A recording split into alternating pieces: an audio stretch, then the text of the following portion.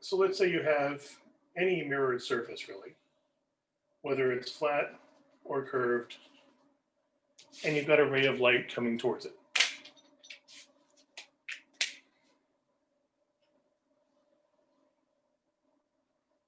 And we usually call that the incident ray. Incident just means lying on, like we might say that a point is incident to a plane, or a point is incident to a line, or in this case, this ray is incident to the plane of the mirror, or the surface of the mirror. So incident ray comes in, hits the mirror, and what's going to happen?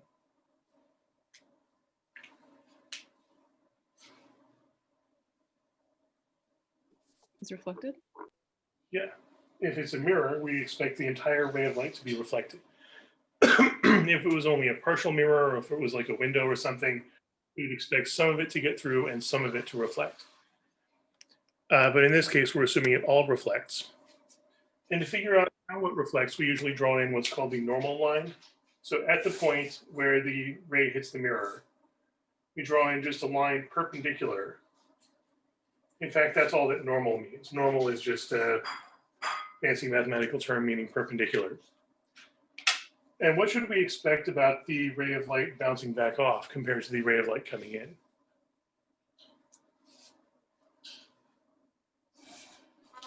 Shouldn't it be the same angle from the normal line as the incident ray is? Exactly. That's the principal law, the main law of reflection here, that the bounce back, the reflected ray, makes the exact same angle as the incident ray. And we specifically measure the angle relative to the normal line. So if this angle is theta, this angle is the exact same theta. And we always measure the angle relative to the normal line because mathematically it's kind of inconvenient to measure an angle between a line and a plane. But it's mathematically quite easy to create a perpendicular line, a line perpendicular to a plane. And it's also mathematically fairly straightforward to define the angle between two lines. So when we're talking about a relationship between a ray and a plane, a surface, we're always going to be measuring the angle relative to the normal line, not relative to the plane itself. And that's going to be true when we measure some magnetic fields relative to normal lines later on when we get into electric and magnetic fields as well. We're always going to be measuring the angle relative to the normal line. And this is even true even if the surface is curved. If you've got a curved mirror, let's say we have a convex mirror. So a mirror where the surface bulges out. And we generally assume that these curves are a portion of a sphere. Like if you draw out a sphere, this curved surface is a portion of the surface of the sphere. If we send in some rays of light here, usually what we most care about is rays that are parallel to what's called the central axis. Central axis is basically just a line straight through the center. And if you send in a ray of light along the central axis,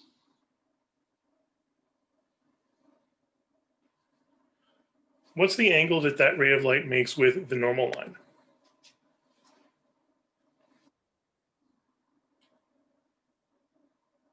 Zero.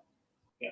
If it's coming in along the normal line, in this case along the central axis, then the angle it makes with the normal line is zero, because the normal line is just the ray of light itself, which means it's going to bounce back with the same angle of zero. In other words, it just bounces straight back. So the bounce back is just along the same line if it's coming in along the normal line.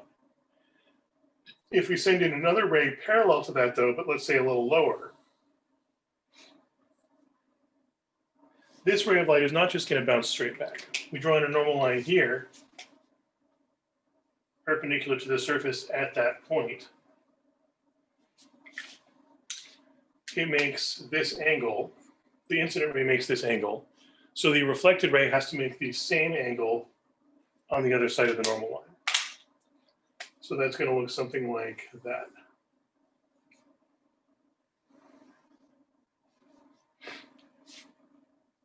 And then we could do the same thing with any other ray of light. Let's say we have a ray of light coming in above the central axis. If we draw in a normal line at that point, perpendicular to the surface. We could measure the angle that this makes with the normal line, and then we want another copy of that same angle on the opposite side of the normal line. So that's going to look something like that. And if you take a look at these and maybe many other rays of light, you could do this with any rays of light coming in parallel or in any direction, but the parallel rays are often the most convenient to consider. These rays of light came in parallel, but they bounce off scattering. And because the rays of light get scattered, we call this a diverging mirror. We also call it a convex mirror. Convex mirror is a description of the shape. But we could also call it a diverging mirror. And that's describing what it does to the light, the behavior of the light that hits it.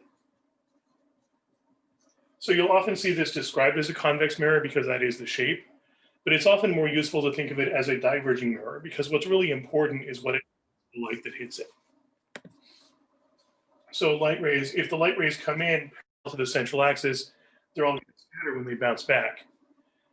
And specifically, it turns out they all are scattering away from a single point. If you take all of these outgoing rays and backtrace them, all of these outgoing rays seem to come from a single point. And what do we call that one point? The focal point. This is what we mean by the focal point or focus. The focus or the focal point is the one single point, in this case on the back side of the mirror, that all of the reflected rays seem to be coming from. Any rays that come in parallel are going to bounce back as if they were going straight away from that one focal point.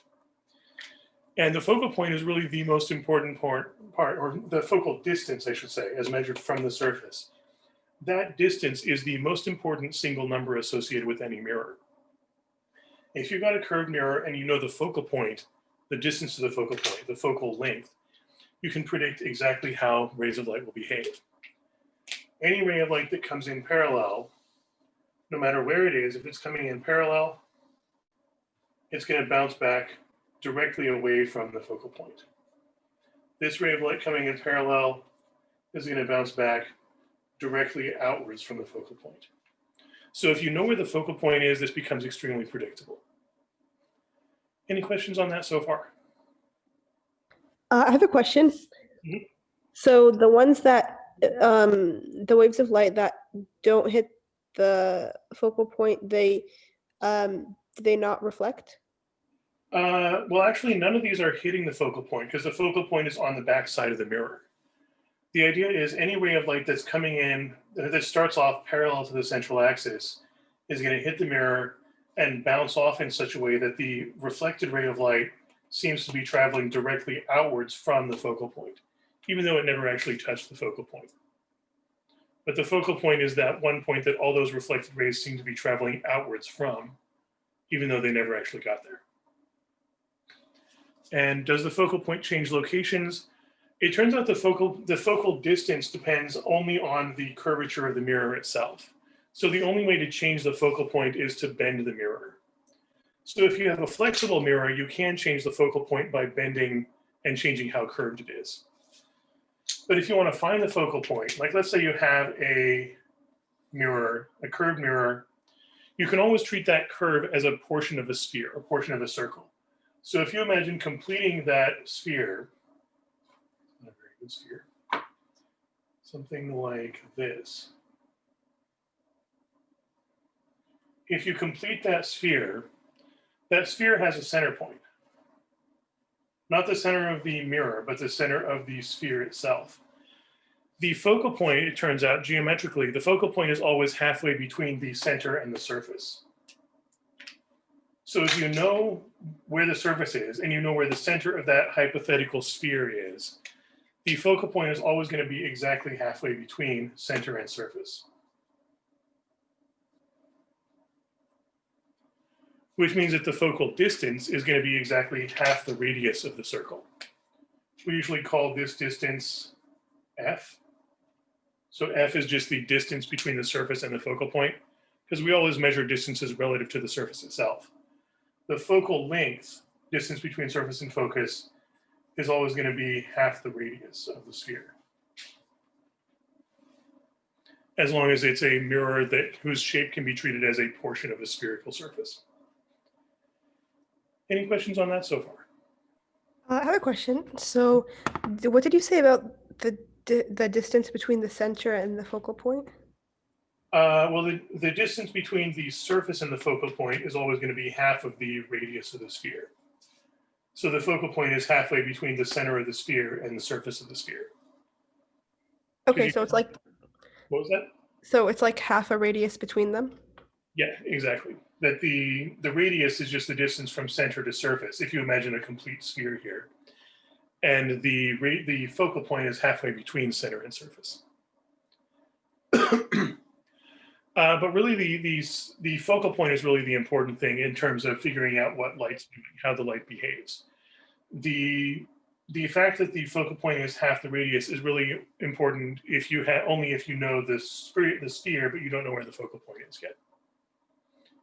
So it can be useful for, like, if you want to design a mirror that has a certain focal length, you can just construct a sphere, like just make a wooden sphere or something with a certain radius, and cover half of that in a thin layer of shiny metal and then pull it off. And that portion of shiny metal will behave as a mirror with focal length equal to half the radius of that sphere. Any other questions on that so far? All right, so let's try using this to do some actual ray tracing in an example. And keep in mind that these rays of light, all these paths also work in reverse. So we've got one important fact, that any ray of light coming in that starts off parallel is going to bounce off straight away from the focal point. If it starts parallel, bends to go away from focus. But that also works in reverse. If you have a ray of light that starts off going towards the focal point, if your ray of light starts off going towards the focal point, of course, it's never actually going to get there because that's on the opposite side of the mirror.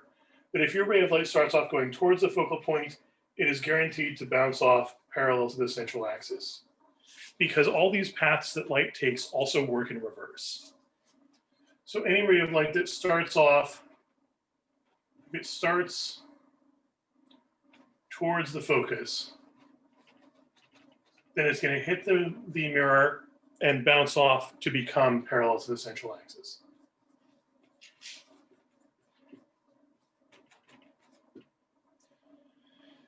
And this is often very useful. If you want to make some light scatter, you can just send in a bunch of rays of light parallel, and they're all going to scatter as if they're heading away from the focus. But also, if you've got a convex mirror like this, if you have a bunch of rays of light, let's say a bunch of lasers aimed straight towards the focus, all those rays of light are going to hit the mirror and bounce off to form this single coherent beam where all the rays of light all the outgoing rays of light are parallel to each other. So this is one application of this. If you want to create a bunch of beams of light that are parallel to each other, you can just have lots of light sources that are all aimed directly at the focal point. And so this should work for any convex mirror, any mirror that's bulging out on the side that light's hitting. Any questions on the ray traces so far? So let's try applying this to the idea of images. Because usually we don't care about a bunch of rays coming in parallel. We care about rays coming from one single point, from one object. So let's say we have a mirror. I'm just going to draw it out as a portion of a sphere to start with.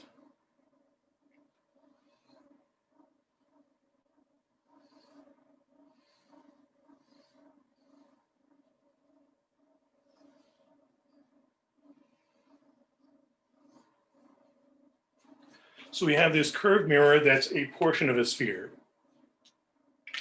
The rest of the sphere isn't actually there. We just have this mirror. And let me draw in the optical axis as well.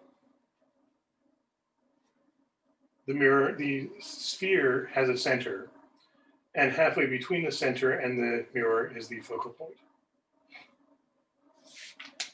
Let me mark that in another color. So that's the focal point right there, meaning this distance is f. And now let's say we put an object somewhere. Let's say we have an object over here.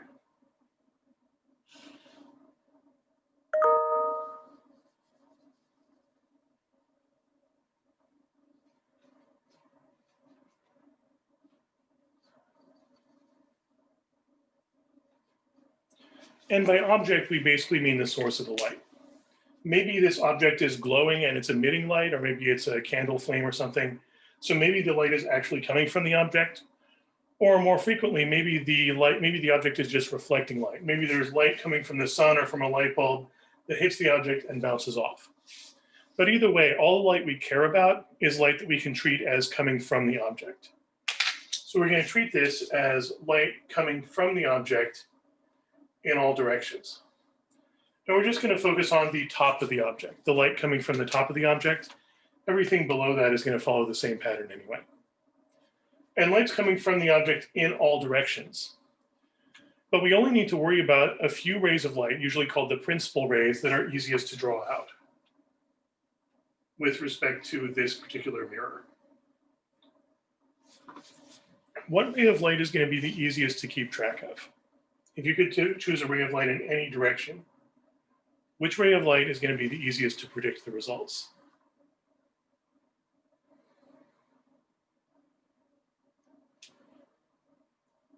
Yeah, let's try a parallel ray. We know that if a ray starts parallel, then it's going to hit the converging or convex mirror and bend away from the focus. So a ray of light that starts off parallel, then light's going in all directions from the object. So one of the rays is going to be going parallel to the optical axis. That ray of light is going to hit the mirror and bounce off directly away from the focal point. So what I would do here, in terms of drawing it out really accurately, take a straight edge and put it between the focal point and that point. Maybe drawing a dotted line just to show what you're doing. But the light is going to travel in this direction.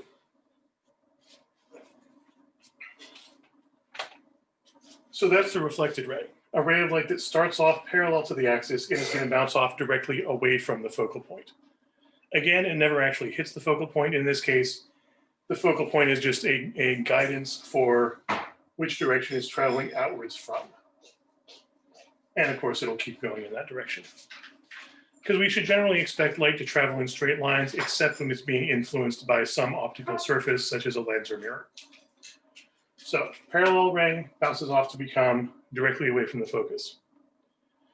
Another ray we can draw here is a ray that starts off going towards the focus. And again, I would recommend using a straight edge for this, or in a graphics program, just use a straight line tool. Line up the object and the focal point. So we could have a ray of light that starts off heading towards the focal point, but never actually gets there in this case because the mirror is in the way. Yeah, the ray of light itself is not going to hit the focal point here because the ray of light hits the mirror and bounces off. It'll never reach the focal point because the focal point is on the wrong side of the mirror. So this ray of light is going to hit the mirror and bounce off. But because that ray of light was traveling towards the focal point, after it hits the mirror, it's going to bounce off to become parallel to the axis. So a ray of light that starts parallel hits the mirror and bounces off directly away from the focal point. A ray of light that's traveling towards the focal point hits the mirror and bounces off to become parallel to the axis. And that alone is enough information. We now have two outgoing rays. We can figure out where those rays intersect. But it's often useful to have a third ray as well, just to be sure.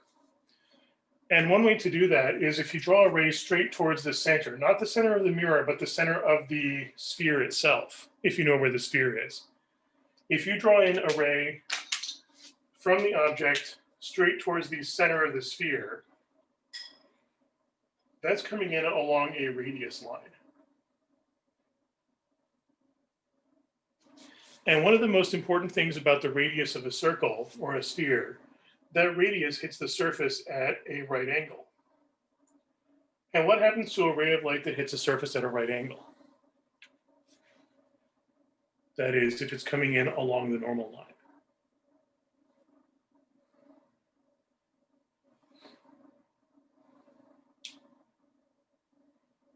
Does it bounce straight back? Yeah, this is just going to bounce straight back the way it came. So this is often this is one reason why it can be very useful to know where the center of the sphere is. Any ray of light from the object going straight towards the center of the sphere is moving along a radial axis or radial direction. That means it's going to hit the mirror perpendicular to the surface, so it's going to bounce straight back. So we now have 3 reflected rays that we know exactly where they're going. These 3 rays are traveling, the rays after the reflection are traveling out like this. And let's say you're standing over here and watching these rays. These rays hit your eyes and you see them. Do these rays ever intersect on this side? No. And with no intersection, because these are diverging, these diverging rays of light never really form an image over here. Are they parallel though?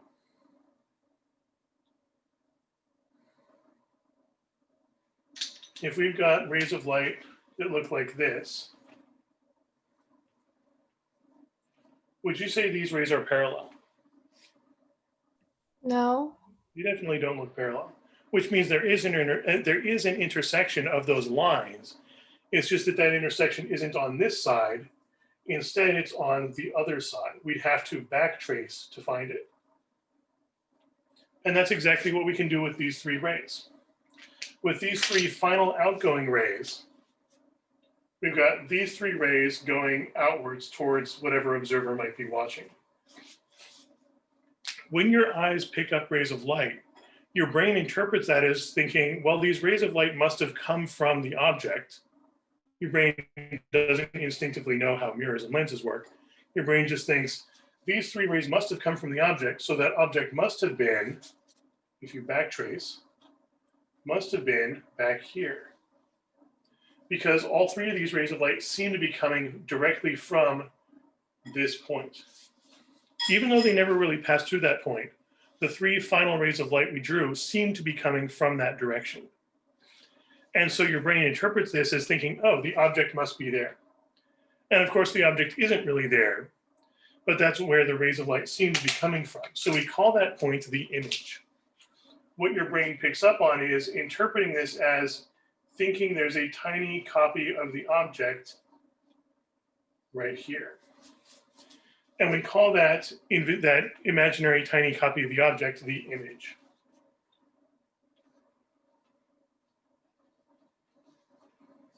So the object is where the actual rays of light really are coming from. The image is where those final reflected rays of light seem to be coming from. However, did the rays of light actually pass through that point?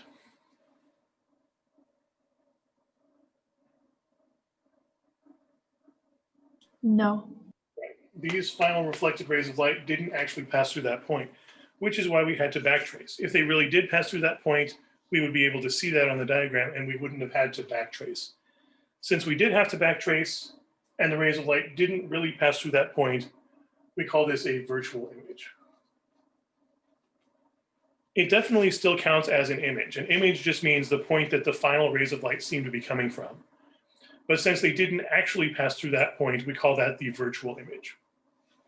So when you look in this mirror, what you're going to see is what looks like a smaller copy of the object on the other side of the mirror. And you can actually see this yourself with any convex mirror. For instance, if you just take a sufficiently shiny spoon and look in the convex end of the bowl, what you're going to see is what looks like a miniature copy of the rest of the room you're in and yourself inside the bowl of the spoon. So this is a very useful example. If you just take any sufficiently shiny spoon and look at the convex end, you can see a tiny reflected copy of the whole room. Any questions on that so far?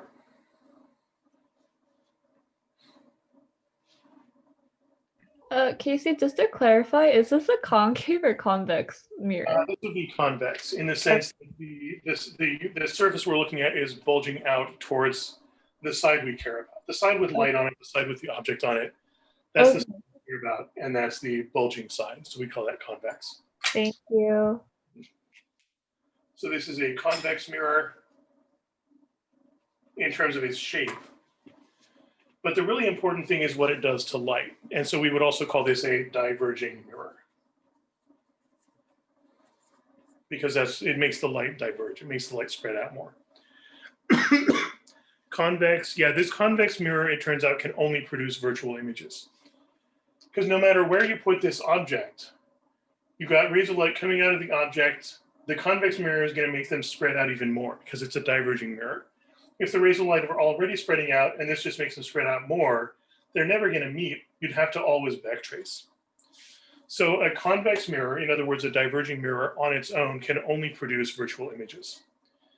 And by the way, I would recommend thinking about this not in terms of convex versus concave, but in terms of diverging versus converging.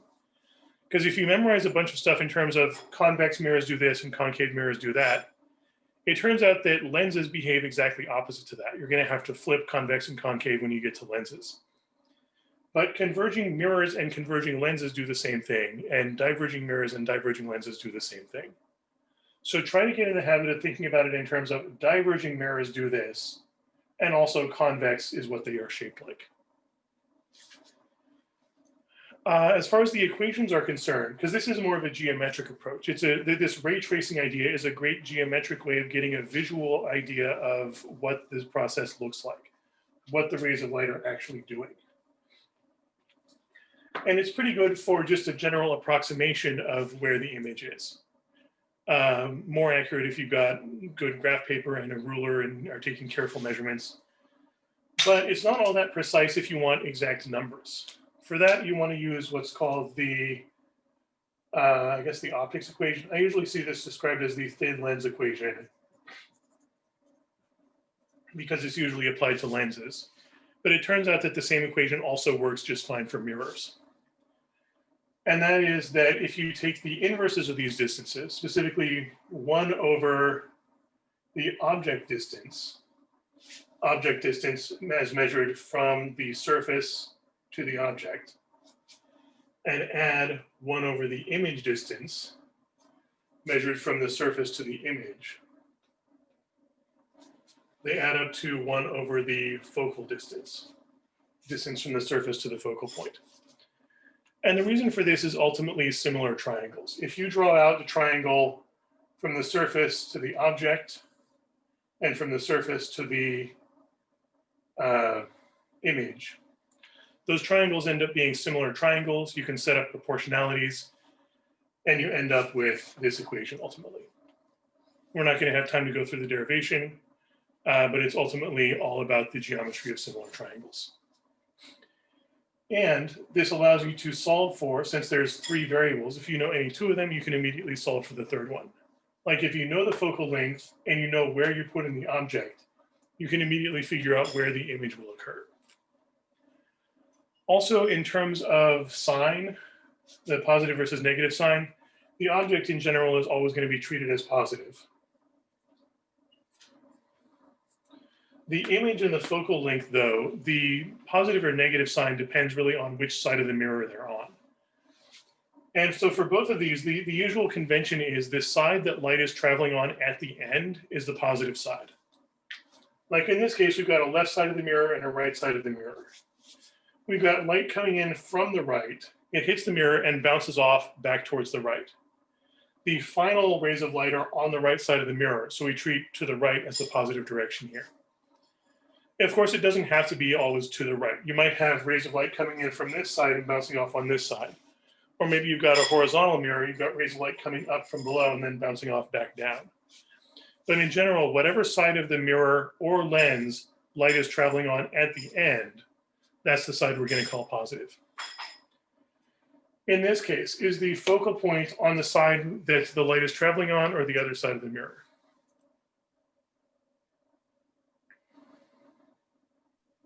The other side? Yeah, the focal point is on the dark side of the mirror. It's on the side that light is not traveling on at the end. So we would call that a negative value. The focal length here is going to be treated as a negative value for any convex diverging mirror. So it would be listed as like focal length equals -3 centimeters or something like that. And note that the image, the virtual image, is also on the dark side of the mirror. It's on the side opposite to the side light is traveling in. So in this case, we're going to treat the image distance also as a negative number. And since a virtual image is always on the dark side of the mirror, because if it was on the light side, then the rays of light would really intersect at that point and it would be a real image. A virtual image is always going to have a negative value for I. And a convex diverging mirror will always have a negative value for F. Any questions on that so far? Casey, could you repeat that last part you just said real quick? About the positive and negative signs? Yeah, thank you. Yeah, the image for a virtual image is always on the dark side of the mirror. Because if it was on the light side of the mirror, that means it's where the rays of light really intersect, so that would be called a real image. A virtual image is always going to be on the dark side of the optical apparatus and will always have a negative sign for I because it's on that non-light side. The focal length in this case is also negative because for a convex mirror, the focal point is on the opposite side of the mirror from where the light is traveling at the end. And again, whatever direction light's traveling at the end is what we call the positive direction. So in this case, this direction is positive, but the focal point is on the other side, so we call this a negative focal length. And if we actually have some numbers for that, like let's actually make some numbers here. Suppose that the object distance is, let's say, 6 centimeters, and the focal length is, since it's a diverging mirror, that's going to have to be negative. Let's say we know that that is a focal length of -2 centimeters. In that case, we could plug those in for O and F, and then we could solve for I. And that would tell us where the image appears. Any questions on that so far? Casey, I have a really quick question about the diverging mirror. Is concave mirror ever going to have a diverging, or is it always going to be converging? For mirrors, convex is always going to be diverging, and concave shape is always going to be converging. Okay, thank you. For lenses, it's typically the opposite of that. But for lenses, it also depends on what material it's made of. Mirrors, the material doesn't really matter. As long as the light bounces off, it doesn't really matter what's on the other side. But for lenses, we care about both the shape and what material it's made of and what material it's surrounded by also. Like if you've got a lens made of glass surrounded by air, or if you've got a lens made like a lens-shaped bubble of air surrounded by water, those are going to behave differently even if they're the exact same shape. So for lenses, both the shape and the material matter. For mirrors, only the shape matters, as long as the material allows it to bounce off. And for this one, if you just plug those in, you could solve for I. That would tell you where the image appears. But the thing is, you're probably going to have to be doing this many times. There's probably going to be many situations where you know the object, you know the focal length, and you want to find the image. So it's often a good idea to preemptively solve that with variables before you plug anything in. So without even filling in any numerical values, how would you solve this for I if you assume we know O and F?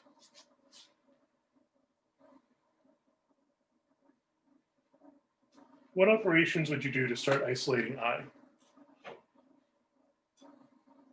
You could put 1 over O to the other side and then multiply by 1 over 1 for everything? Yeah, so we're subtracting 1 over O from both sides. And yeah, ultimately we want to be able to just invert both sides. We want to flip the fractions. But the problem is, here we don't just have one big fraction. We've got 1 over F minus 1 over O. And it's a lot easier to invert. Like we can't just invert both of these individually. The inverse operation does not distribute over addition and subtraction.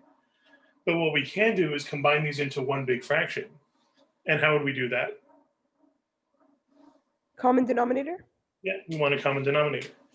And the easiest way to get a common denominator is to just fill in what multipliers are missing. like this f is missing an o, so we could just multiply by o in the numerator and denominator to keep it balanced. This o is missing an f, so we can multiply by f in the numerator and denominator to keep it balanced. Now these both have the same denominator. So 1 over image equals, same denominator means we can combine these, o minus f over o times f. We just keep that denominator now that it's the same. And at that point, now that it's just a fraction equals a fraction, now we can just invert both sides quite easily. Raise both sides to the negative 1 power. 1 over I becomes I over 1, or just I. O minus f over OF becomes OF over O minus f. So we now have a general formula for finding the image location wherever the object and focus point are. And of course, this is just the thin lens equation rewritten to be I isolated already. But now we can just plug in O and F. If we just write O times F,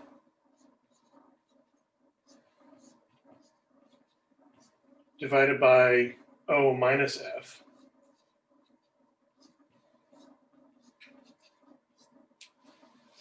six times negative 2 would be negative 12. 6 minus negative 2 would be 8. Negative 12 over 8 is going to reduce to negative 3 halves, or negative 1.5. Centimeters squared divided by centimeters just becomes centimeters. So the image is going to appear at a location of negative 1.5 centimeters. 1.5 centimeters means 1.5 centimeters away from the surface, because that's what we measure everything from. And what do you expect this negative signifies?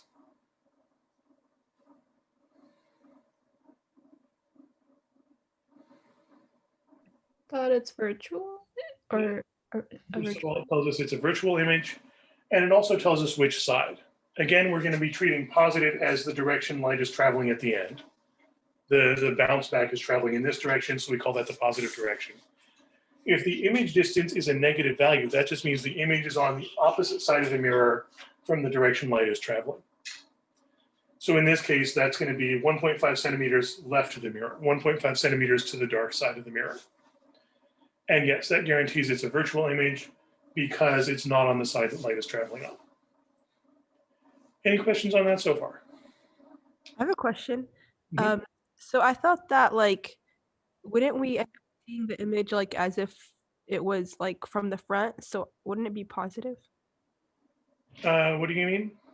Like when we're looking at like the mirror, like don't we see the image like as if it's like from the front?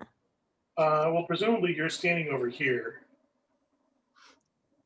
looking at the mirror. The idea is that you're only picking up the rays of light that bounce back because you can only see something if light from it reaches your eyes. So these rays of light reach your eyes and your brain thinks, those rays of light must have come from this location. So the image is where your brain thinks the object is. And so what you're going to see the reflection of the object as if it's behind the mirror. That is on the far side of the mirror. And it's going to look smaller also. We can tell from the diagram that this image is smaller in size than the object. So the image is going to look shrunk compared to the object itself. Any other questions on that so far?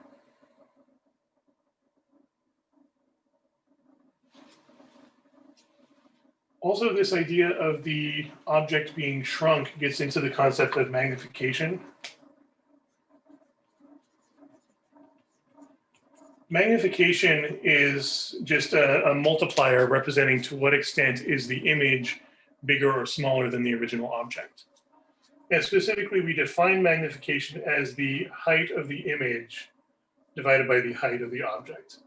So HI is how tall the image appears to be. HO is how tall the object actually is. So for instance, if the magnification factor is 3, that means the image is 3 times as tall as the object. If the magnification factor is 2/5, that means the image is 2/5 as tall as the object. If the magnification factor is 1, that means the image is the same size as the object. So that's the definition of magnification. But there's also the magnification equation, which is basically relating the heights to the distances horizontally, the distances along the axis. Specifically, that the magnification factor can be calculated as negative image distance over object distance. And this also boils down to similar triangles. If you go back to these two triangles, the ratio of this horizontal side to this horizontal side, that is I over O, should be proportional to the ratio of this vertical side over this vertical side, image height over object height. And the negative sign here is basically just to take care of directionality. In this case, for instance, if we actually calculate that magnification factor, in this case, I, the image distance, is negative 1.5 centimeters. And O, the object distance, is 6 centimeters. We divide those, 1.5 over 6. I think that works out to 1/4. Centimeters cancel out, the negatives cancel out. So this 1/4 means the image is going to be exactly 1/4 as tall as the object itself. And the fact that this results in a positive 1/4 really just means the image is right side up. If we had gotten a negative magnification factor, that would mean the image is upside down compared to the original object. Any questions on that so far? Can you please explain the last part again? About the positive and negative sign? Yeah. Yeah, for the magnification, if m results in a positive number, then that means that the image is right side up as compared to the object. But if you end up with a negative value for magnification, that means the image is flipped over. And you can see this also in a sufficiently shiny spoon. Not on the convex side, but on the concave side. If you hold the concave side at the right distance, you can see an upside down reflection of yourself. The reason it's upside down mathematically is because you end up with a negative value for m. The idea there is that m is what you're multiplying by the object height to get the image height. If an object is a certain height, but you multiply that height by a negative number, you get a negative height. And a negative height just means flipped upside down under the axis. So a negative m value means that the image is flipped over compared to the object. And that's generally only going to occur with real images, not virtual images. Virtual image is a negative value that cancels out the negative in the formula, so you get a positive magnification factor. And that's really why there needs to be a negative sign in this formula, to get the signs to work out right in terms of upside down versus right side up. Any other questions on that so far?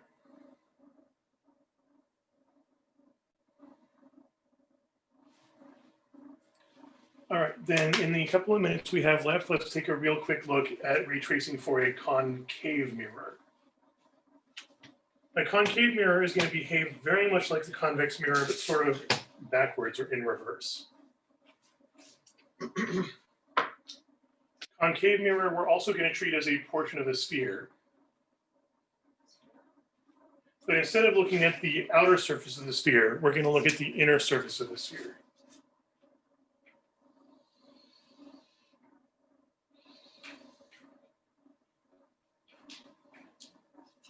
Like this portion. That's the mirror's surface we're talking about. We can also still find the focal point by looking at a point halfway between center and surface. So here's our focal point. And here's our optical axis. And let's say the object is over here.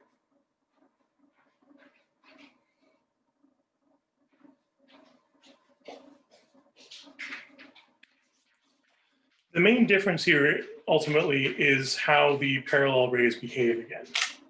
We can still draw out parallel rays, but the big difference between convex and concave is that for a concave mirror, let me actually write that out. Concave mirror.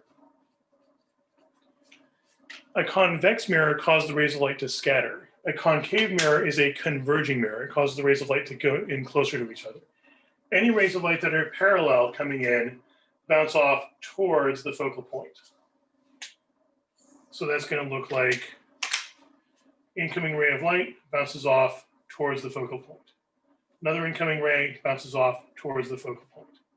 Another incoming ray bounces off towards the focal point. Ray along the center bounces straight back.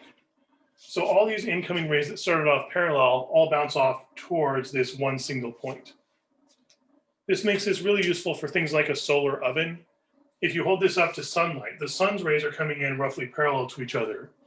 And if you put, let's say, a hot dog or something at the focal point, all those rays of light bounce off straight towards the hot dog and increase the temperature, and you can actually cook food this way if you got a large enough curved mirror. And of course, as long as it's a sufficiently bright sunny day. So if we try applying that here, any ray of light from the object that's parallel to start with is going to bounce off straight towards the focal point. And keep going. But this also works in reverse. Any ray of light that's from the focal point or even passing through the focal point is going to bounce off to become parallel. So a ray of light from the object that goes through the focal point is going to bounce off to become parallel. So this is essentially the same idea in two directions. A ray that starts parallel bounces through the focal point. A ray that starts through the focal point becomes parallel. And as always, we can draw a ray of light from the object towards the center. That's going to hit the mirror perpendicularly and just bounce straight back. And in this case, we find that all three of these rays, and in fact, all the other rays we could draw, just that these are the three easiest ones, all the rays intersect in this one location. So we call that the image. Do the rays of light actually meet there?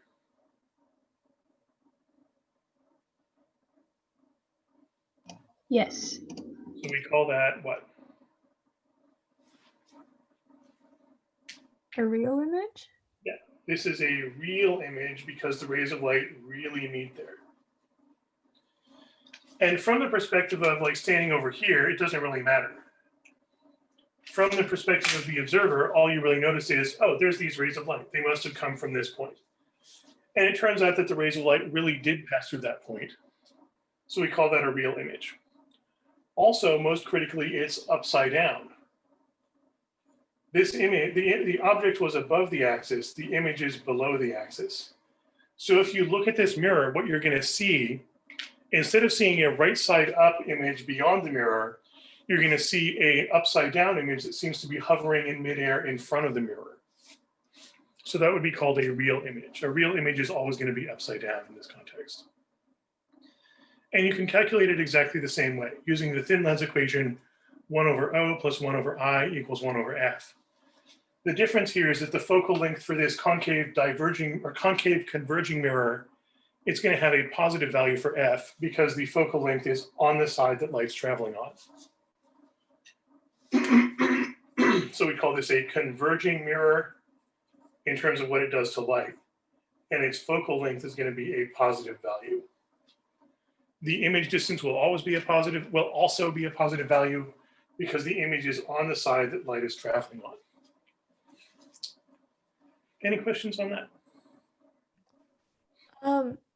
Casey, will this image be smaller than the object, or does it like depend on the situation? In this case, yes, it will. And we can also see that from the magnification equation again. Because I and O are the distances from surface to image and surface to object. If the image distance is smaller than the object distance, then the image height will be smaller than the object height. In fact, they should be exactly proportional.